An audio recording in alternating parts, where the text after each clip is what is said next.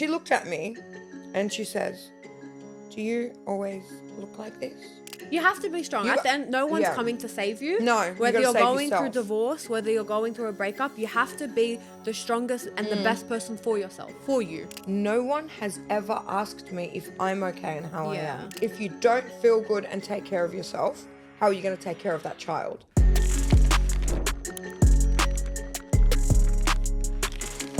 Because these women dominate. Yes, women do dominate, which is very questionable.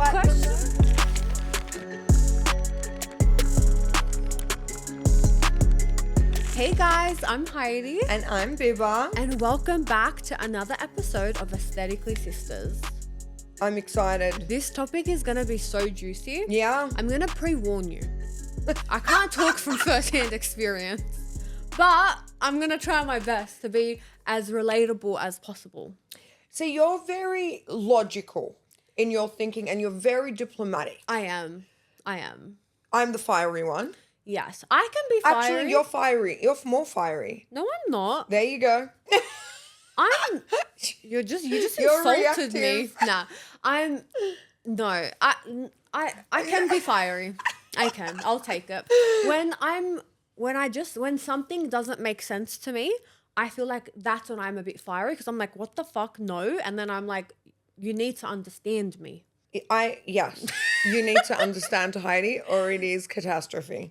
Well, the reason is you have to listen to me because when I think about something or I believe in something or I understand something, it's not just like because that's what I think. Yeah. It's because that's what I know. Like it's factual, it's like science and evidence backed, like it's the real thing.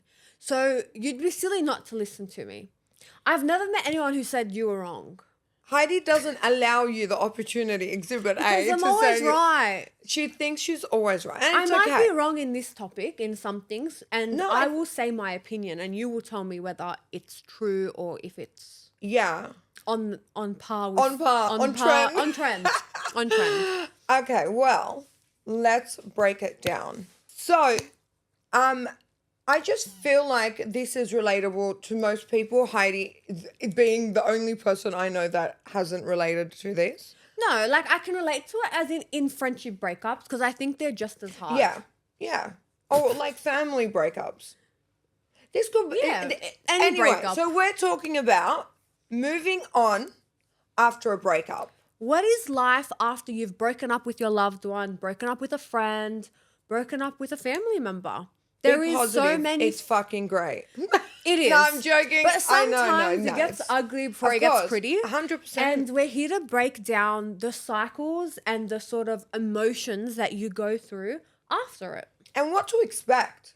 Because if you're right now Planning a breakup. because it's been proven girls mentally out of a relationship months before they actually leave. Absolutely. And I'm a person, if you've thought about breaking up with that person, like they're done. Break up with them. Yeah. Pack your bags and leave because the fact that you're thinking about it just I know. No. I get that, but I also think in certain situations that sometimes, like you said, the breakup kind of happens.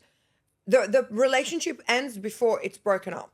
Yes. So, for example, if you are married, right, it's a bit harder to just be like, I've packed, a thought came into my head, I want to leave, let's pack my shit and walk out. Of course, I think it definitely will depend on like how far into the relationship you are.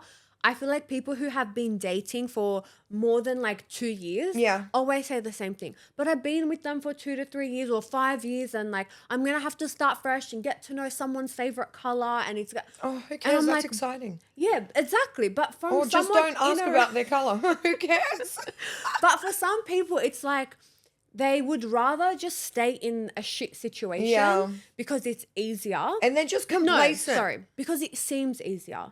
It's comfortability. They're comfortable. It's comfortable. They just get comfortable. I think it's also just so important to note that like 4 or 5 years you were with that person is nothing in comparison to the next 60 years of your life. 100%. Like, are you really gonna stick with someone in a shit situation for the rest of your life because you've been with them for 4 years? No, fuck no. But when you're in it, I think it's obviously a lot more difficult to think that way. Yeah. Like, think logically, like, no, Heidi. I think you do. And that's what happens. You start thinking, well, I know. I'm speaking from my experiences of course. a breakup.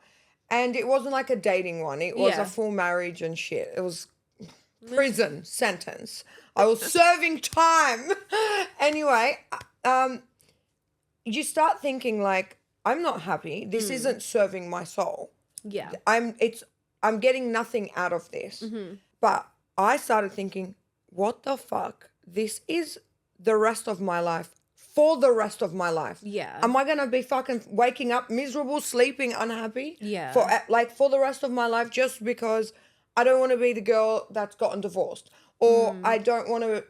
It's too complicated. Yeah. Because breakups are not simple. No, they're especially if fucking you're married. Yeah. And I do think a really big factor, especially for married women, and I don't know if this is like every culture, but I know in like the Lebanese culture, it's a very big thing if you're a divorced woman. Oh, yeah. And it's actually really upsetting because it opens up the door to women having to be so unhappy and live so miserably because they'd rather that than be known as the divorced like ex-wife.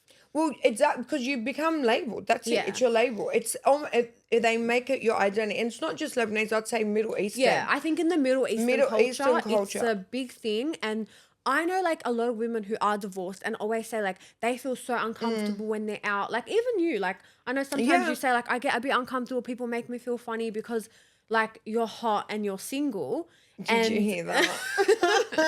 But like around their husbands or around like there's just like this. There's this stigma that it's a divorced woman is going to snatch your husband. Not all divorced women want your husband. No so one calm wants the your fuck husband, down. babe. Like relax. Exactly. So I've been in those situations, but you just fucking deal with it. Yeah.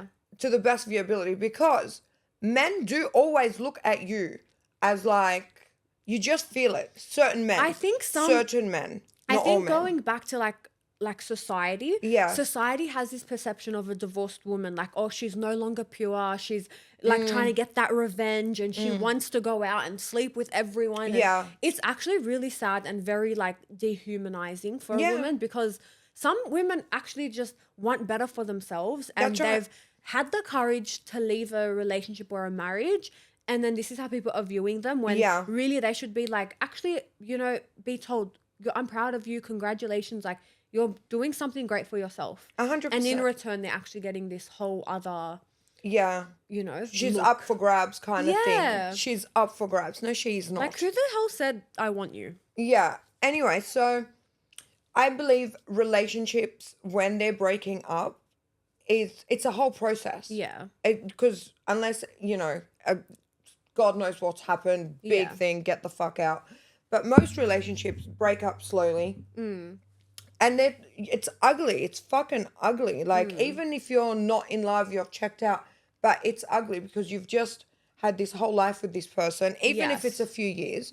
But it's gotten, you guys have committed to something. Yeah. And actually, I think breaking that commitment that you made to this person is not a nice feeling. 100%. And then you got to go to court.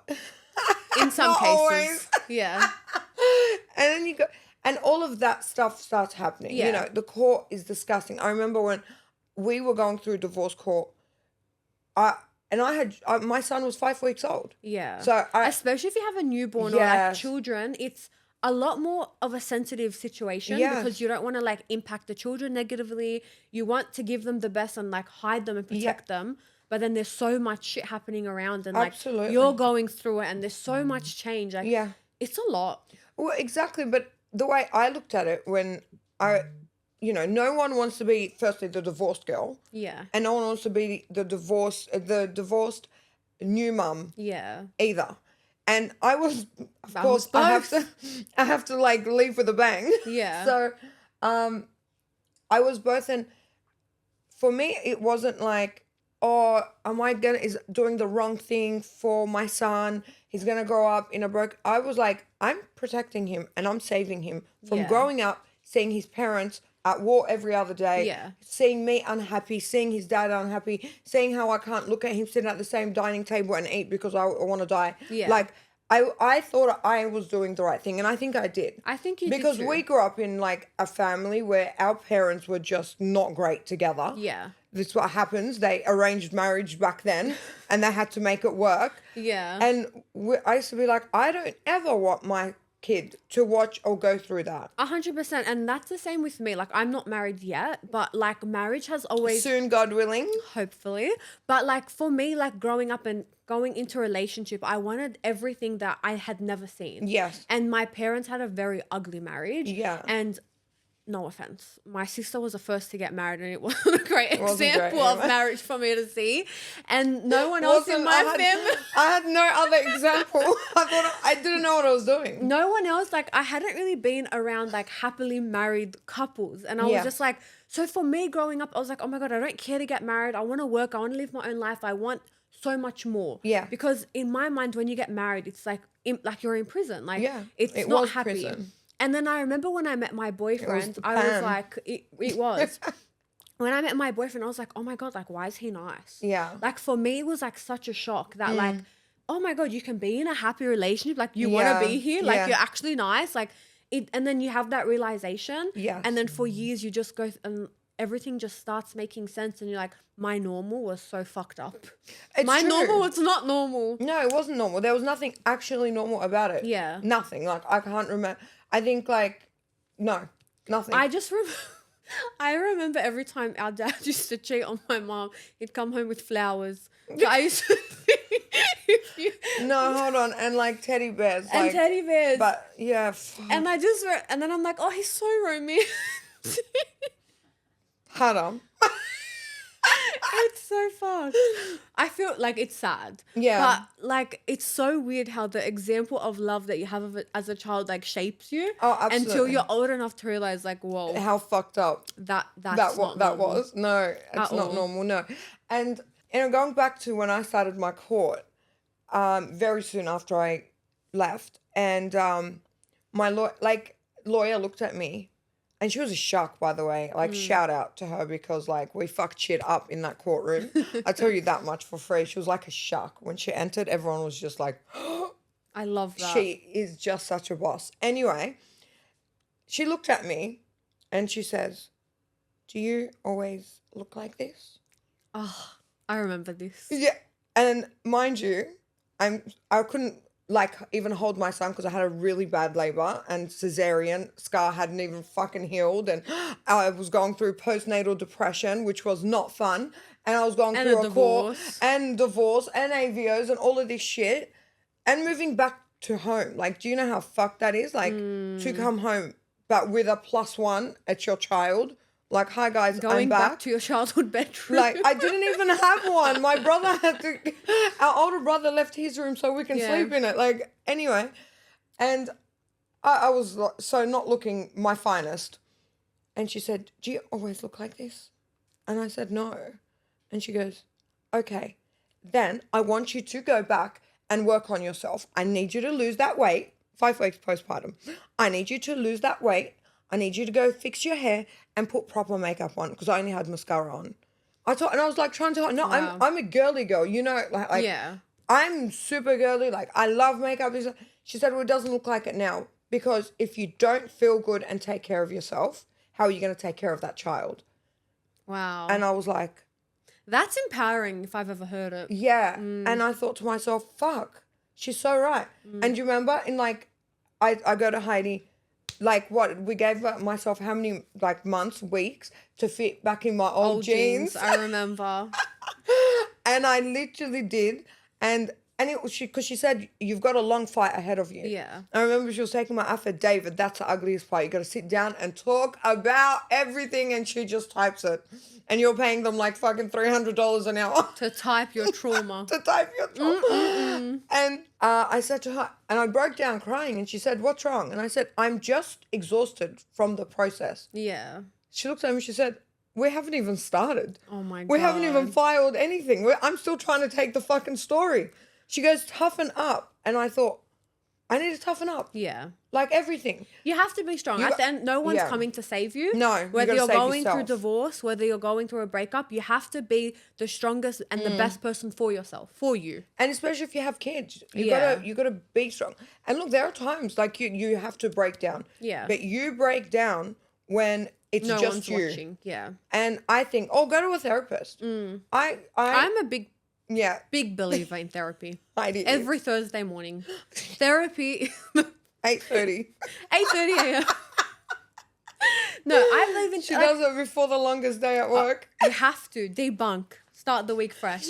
But no, would go to therapy. You have to do things that are going to be good for you. Yeah. For your mental health. And especially if you have kids, you need to be a strong example of them. Absolutely. Especially if you have a daughter, because I feel like girls growing up need to see their mum be strong and that's need to how know they learn to what be to strong. tolerate. And if you're going to stay in a marriage or a relationship or a de facto and you're in a shit situation and you're not treated right, like what example of love are you showing your daughter? That's the standard. That's what how a man should treat you. Yeah. And I've seen you see it in cycles time and time again. So I had to go to therapy because the court ordered it. Okay. Not because I wanted to. I don't remember this. I don't even know if I told you because you needed therapy yourself after my... Been going to therapy for 15 years. And then my divorce added to her traumas. So, yeah, I don't think I told you that. No, I think I vaguely remember, but we haven't Yeah, so it was court ordered that I go to therapy. Yeah. Not because I was psychotic, but they needed a mental health evaluation. Yeah. Of how traumatized I am from the situation I went through. And I remember the first 4 visits, I sat on her fucking lounge and cried for 1 straight hour. Didn't say a word. Not a fucking word. Wow. I just cried. And I physically couldn't get a word out. That's like postnatal depression, breakup, and new mum all in all in one. And all the hormones and lifestyle changes and everything. And I just, first 4 sessions, I feel sorry for her. She sat like this for 4 sessions. She'd try and talk to me. I couldn't even open my mouth and talk. I was so fucked up, and with the postnatal depression, I didn't want to get out of bed. But you have no choice. You've got a fucking baby that young. You got to get up, breastfeed, shower him, do whatever. Until I did speak on the 5th session. And she said, what is bothering you the most? And I looked at her and I said, I share a child with that cunt for the rest of my fucking life. Oh my God. Yeah, that'll be rough. That'll do it for me. I couldn't imagine having to share a child with someone that you now despise. Just absolutely I couldn't even think of him. Yeah. And she was like, whoa. I see why for the first 4, you've had 4 hours of just crying with me to say that one sentence. So be prepared for therapy. I mean, I don't think it done much for me. I just actually done because I think I had too much. Yeah. I had too much going on. And she ended up leaving and she wanted to put me with someone else. And I was like, no, this is where we draw the line. We're done with this. I think therapy is good. Yeah. And it does help. It's clinically proven to help. So, you have to just be willing. I think people going to therapy and they're not actually willing or they don't believe. Yeah. Like anything. If you don't believe in something, you're not going to enjoy the fruits of it. Yeah, absolutely. And to be honest, I think I just didn't know. My head wasn't with me. Yeah. Do you get me? I was all over the place. There was too much happening for me to even be focused on one thing. And for me, that was the top of all the problems for me. No, the fact that I had to share my kid. So I had a lot to process and go through. And then we started, you go through all these stages. One day you're happy. Yeah. Next day you're not. It's a mixed emotion. And I listened to this podcast and there was a relationship professor on there. And she said the reason why people struggle so much after relationships, even though it's something that they wanted. They wanted the relationship and they were unhappy. But the reason why it hurts so bad is because psychologically, you've been with this person for 5 years. You've planned the next 5 years of your life with them. You've planned to go travel with them. You've planned to do this with them. You know that you're waking up tomorrow and you're seeing them. So your brain is wired and all your brain knows is this person is with me. Yeah. And then one day you wake up and they're not. And yes, you made that decision, but your brain and your subconscious aren't there yet. They haven't processed that. Right. So it's that process of like your body actually fully registering that you're no longer in this relationship. This person is no longer in your life. And that hurts. Yeah. It's a lot, like for your body to process, your brain to process, and your heart. So I think that's like one of the hardest things. Like, and a lot of people I know who have gone through breakups are like, bro, like I wanted to leave. Why am I sad? Yeah. And it's just that like feeling of change. Yeah. Change is uncomfortable. Absolutely. And then on top of that, you have the emotion. Yeah. So yeah, it just doesn't sound easy. No, it doesn't. I feel where it hit me that's it was when the police officer came to mum's house to give me the AVO papers. Yeah. Because I needed to take them to my lawyer. Yeah. And as soon as he walked out, I just broke down. I remember, and mum said to me, what's wrong? What are you crying about? Yeah. Do you want to go back? Are you regretting your decision? And I said to her, no, not at all. I'm not regretful at all that I'm here. Yeah. But I said to her, these papers, you solidified everything. This is the beginning of the end. Yeah. This is it. Like, this is where the fight begins, the real fight. Like, going to war in a courtroom.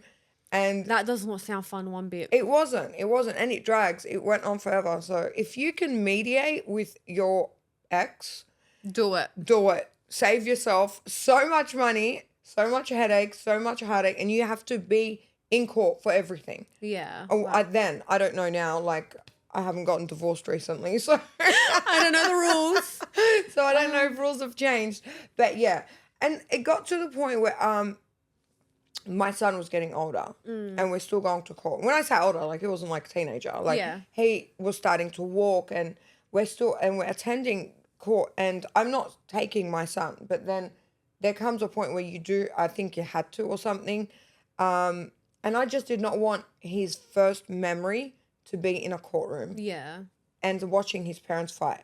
I'm like, I didn't want to have come and done everything I've done to save him, child to remember, for him, his first memory being caught with a child assigned lawyer that doesn't know the case inside out. So I walked up to my ex-husband in the courtroom and I looked at him and I said, look at me.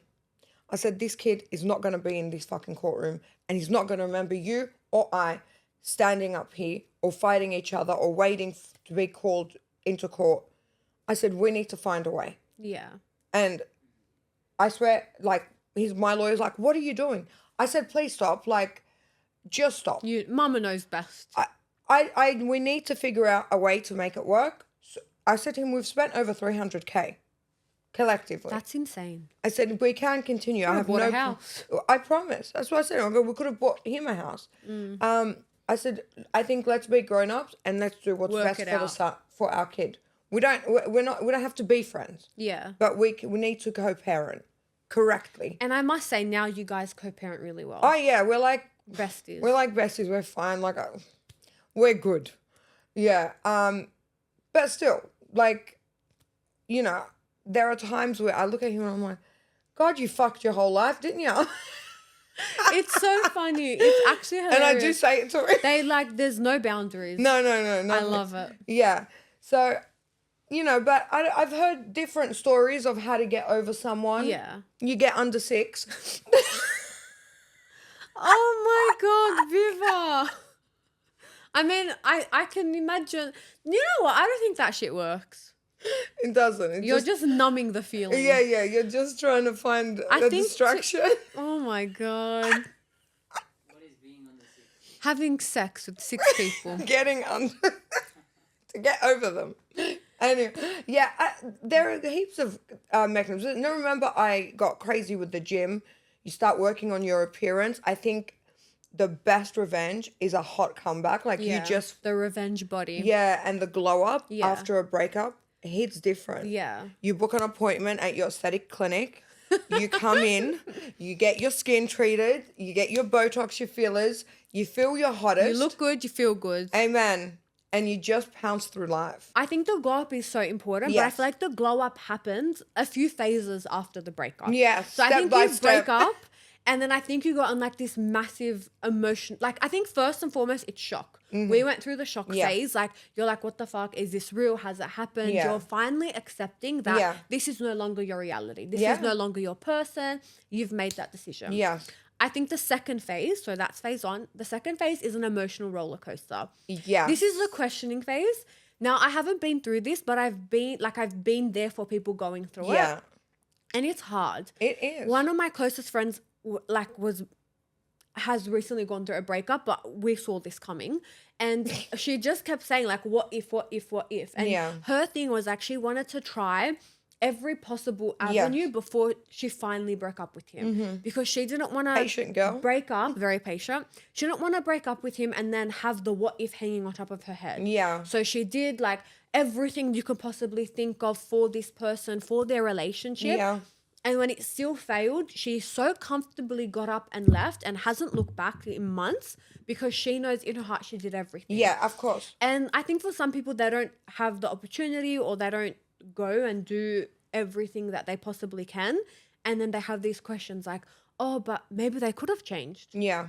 Or like, they were this in the beginning, maybe they'll be this again, not knowing that that's a narcissistic trait. Yes. Or like they start thinking like, oh, what if it could have worked and we could have done, like the questions in the emotional roller coaster phase, I think would probably be the hardest. Because it's like a battle between your mind and your feelings on like what is reality, what is like your imagination, holding on to memories. Did you go through any of that?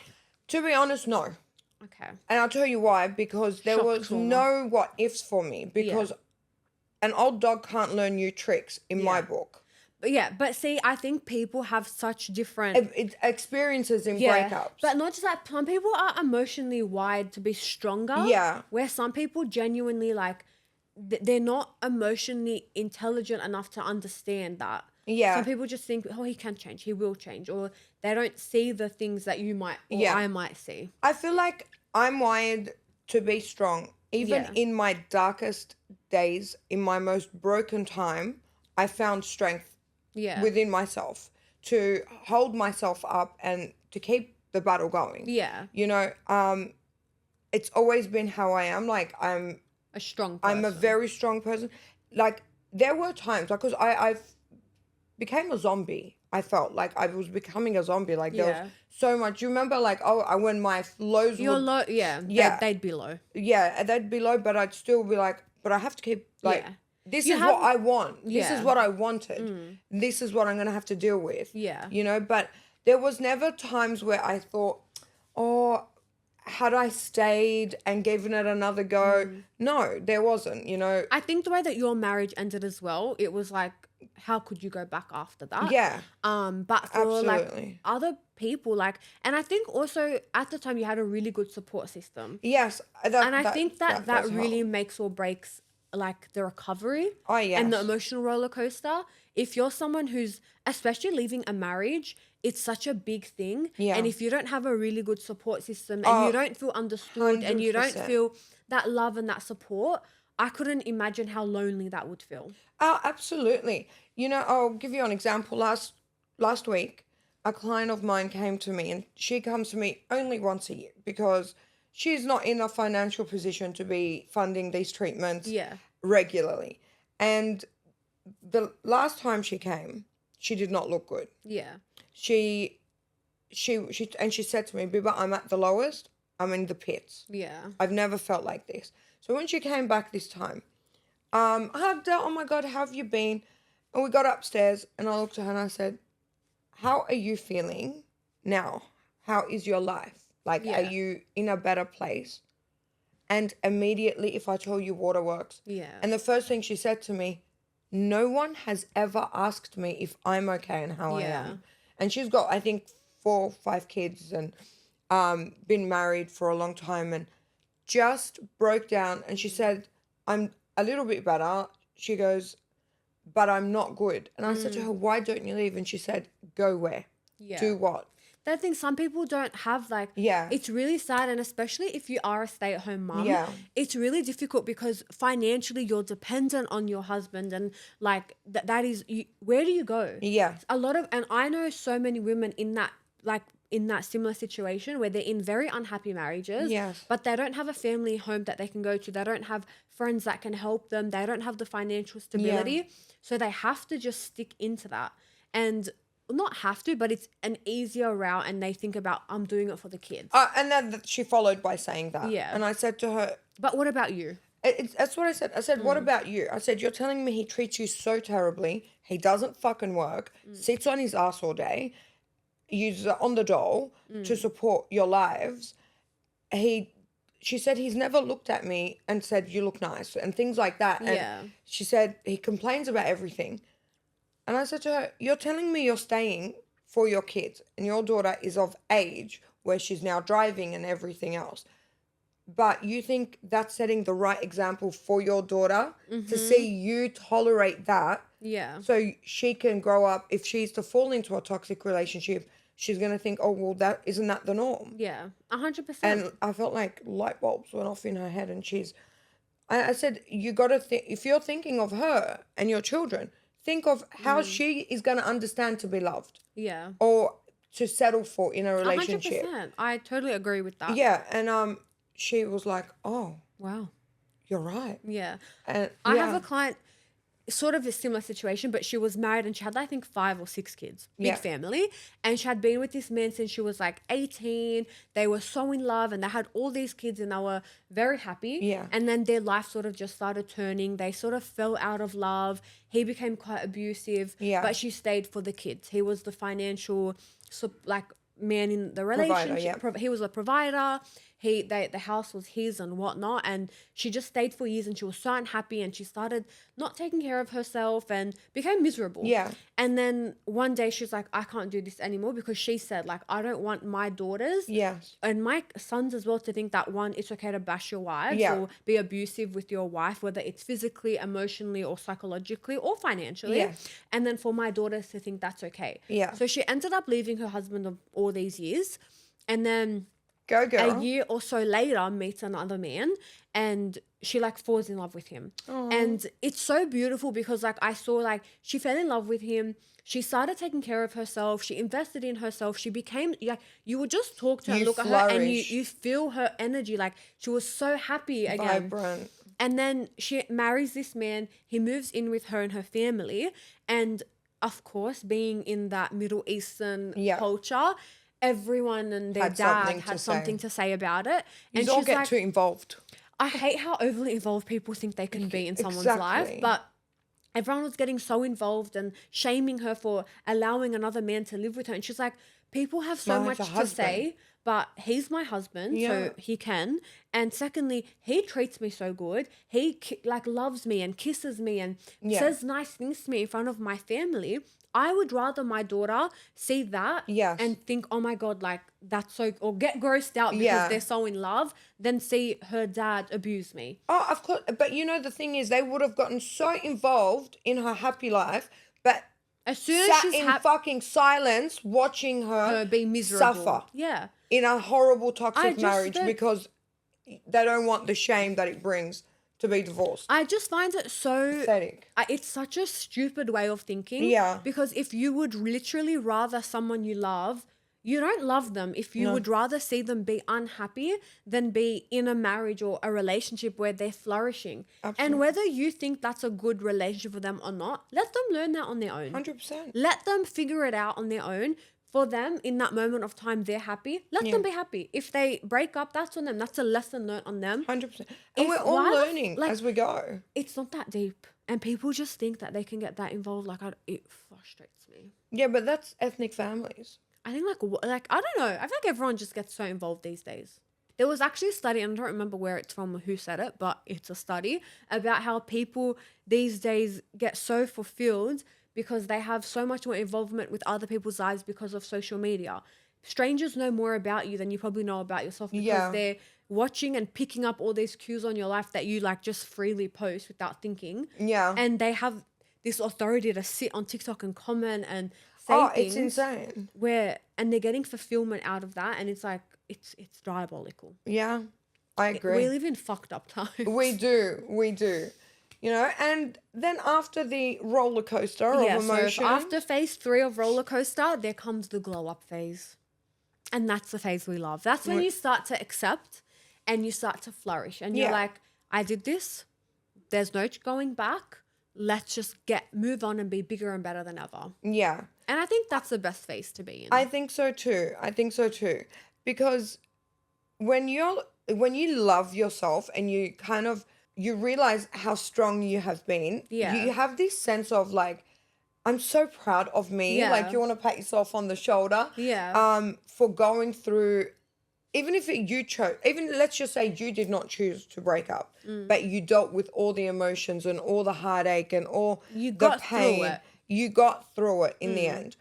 And you think, I survived that. Yeah. So I can survive anything. I could survive anything. And I want to now go feel amazing about myself externally, not just internally. 100%. Yeah. And that's, I think, the most rewarding part of breaking up with someone or ending a relationship is the glow up. Because not just like physically, but like emotionally. Yeah. Because obviously it's a big emotional shock. It is. And it's not easy to deal with. And you go through it and then one day you're like, fuck. Yeah. I made it. Yeah. There is so much more to life. And I think that point of realization is when everything just looks brighter. Yeah, it does.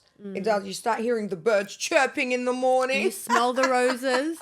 You enjoy the little things. Yeah, the vitamin D hits on you very differently. It's amazing. When do you think your glow up point happened? Not physically, like from how you looked, but like mentally and like emotionally. What was a point in your life where you felt like, it's done, like I feel good, I'm in a good place? I think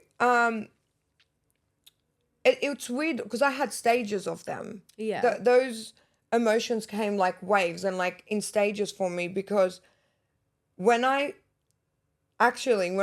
done my first affidavit, like when I'd left and I went and saw my lawyer, I was so proud of myself to not give a fuck what anyone was going to say, divorced at 24, 25, with a 5-week-old baby, because you know they say you broke your family and broke your marriage. I did not give a fuck.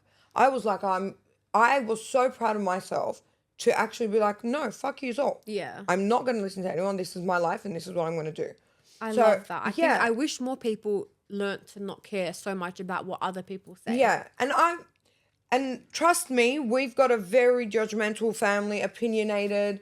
We've got it all. And I was like, I genuinely don't care what any of you have to say. This is what I'm going to fucking do. You can be there, support me, or don't fucking talk to me about it. Yeah. Then when we finished court, and it was just like, okay, finally I'm done with this shit, because you know, to go to court, to go to the city every other fucking week. And it was like emotionally exhausting. And we were like at war with each other. The lawyer would call me and say, he's just filed something against you. I'd be like, fuck, I got to strike back. Yeah. Yeah, he's not going to win. No. And it's ugly because you're literally, okay, like at war. And I'm striking back and he's striking back. And, you know, because both of us are trying to win. Yeah. Win what? What are we winning? We've already got the kid. Yeah. We just need to be fucking adults. But what happens in relationships is the worst of you comes out in a breakup. Like you can turn and you can see how people you loved, like I loved you, I was married to you, we have a kid. And now you're we brought life into this world together. Now you are treating me like I am the fucking public enemy. Wow. Like, and you want to fuck my life. That would be such a hard realization. That's a hard realization. That one is like, but not every. You told me you loved me. So yeah, exactly. You married me. Yeah. You asked me to be your wife. Like we started a family together. You know how? And then you realize, oh my God, you're actually like the devil. Yeah. You're the actual devil. You're trying to ruin, and that's all it is. They start coming at each other to ruin each other's lives. Now, that was ugly. That's really fucking ugly. Like, so when that kind of came to an end, I was really happy. Like, I was happy because I you know me, I don't want to go to war. No. I don't have the interest, the time, nothing. And then there was another time. Obviously, he got married not long after, and that was a shock. Yeah. You know, that's another shock you go through because the shocks, once you heal from your relationship, They become triggers. Yeah, but then you got to deal with other things. Yeah. Like they're getting married, which is fine, all good and well. It's easier when you leave. So, Yeah. like I left, so I can't be mad. Good luck. I wish you well. Right? But then it started fucking with my head. My son is going to have two lives. A life with our family And and a life with his dad's family. And that was very hard for me to accept. Yeah. And then it became when his wife fell pregnant. That was hard. and not for any reason that I didn't want her pregnant or anything. No, I was genuinely happy for him that he's moved on. He's moved on and everything. But the way I found out was so fucking weird. I remember. I was at work finishing like the longest day and I got a Snapchat and I think it was from my son. No, I don't even know how Snapchat opened. That's what it is. I didn't even get a notification. I'm packing up some papers and Snapchat opens. I promise to God, I still don't know how. And all I see is a gender reveal. And my son is standing right there between them and they've got this fucking balloon that they want to pop. I didn't even know she was pregnant. Yeah. I think that's why it was such a shock to you. And they pop it and it's a blue thing. So now I'm like, my son's going to have a whole brother. But that's come from another woman. Like, it's not a brother from me. And I broke down. Not because they're having a baby. Not in any way. I think it's the realization that your son now has another family. He's got this whole other family away from me and my family. That you're not a part of. I'm not a part of. That my son's going to grow up doing things with another family and not with me. Like, it's so weird because never once was I upset at her because I actually... Yeah, like it's not at them. It's just like it's the idea situation. Yeah, that your son, who is yours and your prized possession, has this whole other family without you. And that just sounds tough. It was very tough. It was very, very tough. And in the start, his wife wasn't, the nicest. Yeah. And she wasn't a bitch to me, but she'd make comments here and there. And they're like taking little stabs and digs and let them slide a whole bunch of times. Until I called him up one day. I said, listen here, buddy. I said, tame your wife. I said, because I'm a crazy bitch and there could be fucking dramas. And he said, what happened? I said, no, it's not, I'm not calling to complain. I'm just telling you there's no need for us to be this way. Yeah. Because we need to learn to exist with each other. Yeah. I don't have time to keep sitting there getting annoyed at her, like someone talking shit. She doesn't even know me. Yeah. And then he must have said something because then she took the time to get to know me. We were cool and we're absolutely so fine. Yeah. Like, I love that lady. She's a wonderful lady. She's good to my son. I invite her to the clinic to do treatments. Like, I'll call her and tell her, what have you cooked? I'm picking up my son. Send me a plate. Yeah. Like, I've had to make it super comfortable for my child. But it was when her and I became fine. Like, I've got her saved in my phone under Wi-Fi. Yeah. For goodness sake. Like, I'm really good with that. I was like, okay, I'm doing every fucking thing to make my son's life easier and my life. Yeah. Because fighting with someone constantly. Of course, it's going to be so hard and so much more emotionally draining for me. I don't have the time or the brain capacity. And then up until I opened the clinic, that was... Because that was the promise. That was your glow up moment. That was my glow up moment, like around that time. That's really cute. Yeah, and I thought I'm where I have to be. I'm where I planned to be. And to give myself and my son the greatest possible life, and my daughter. Stop that. That's me. Greatest possible life. Yeah. And I was really proud. I remember the first day I stayed back and I cried in the clinic for like hours. I was like, I did it. Like I made it. Yeah. I made it. Yeah. So it was great. That's really cute. Yeah. It's bittersweet. It's bittersweet. That you go through that and then like, but there's always a rainbow at the end of the storm. Exactly. And I always say, not every relationship is meant to last. Yeah. And not every single relationship. If it doesn't last, I think it's a lesson and it's what you take out of it. Exactly. You can become a miserable man-hating person. That was people. I still hate men. You can become a lesbian. You can just keep falling into toxic traits. Yes. You can learn and then love again. There are so many different avenues and there's no right or wrong. Yeah. I think the most important thing is that you do what you feel is right for you. And for your children. And for your children if you have them. And not be stuck and listen to what society's saying and what people are saying who aren't in your situation and who will never get it. No. Because your gut feeling is always right. You'll know if what you're doing is right because you can feel it. Yeah. And if you keep questioning it and you keep feeling like you need to go to other people to ask, is this the right thing? Should I do this? Then maybe think again. Yeah, that's right. Well, we're always here. If you guys want any advice. We are. We can help make you feel your best. Amen. We're here to be your therapist. We kind of practitioners. We're everything. Yeah. We hear it all. We're all rounders. We give good advice. Yeah. So if you're having a bad day, just pop in. We'd love to chat. She's really good at like keeping a relationship going. Yeah. I'm really good at like leaving one if it's not right for me. Bibba's very good at I can't tell how many people Bibba has told, just leave him and they come back and they're divorced. And I'm like, oh my God. Bibba needs a commission from the birth, death and marriage people. I know. That is actually so fucking true. It's very true. Well, it's, sometimes it's empowering. Yeah. When you have no one to empower you and you meet someone like myself who's got like these strong, and I've been through it and they say, oh, you've been through all of that and look at you. Look where you are. Yeah. Okay, then it's possible. Yeah. I think when people also don't relate to someone, like that's hard to take advice from. But when they see you and you have been in a similar situation and you've gone through it, that is obviously so inspiring and comforting that we can get through it. Absolutely. Anything's possible. Anything is possible. Well, thank you so much for tuning in. That was really good. I hope you guys enjoyed that listen. Yeah. And if you have any advice, you have been through a breakup that you'd love to share, let us know. Email us or comment down below. Or DM us. Come to the clinic and share it. All that.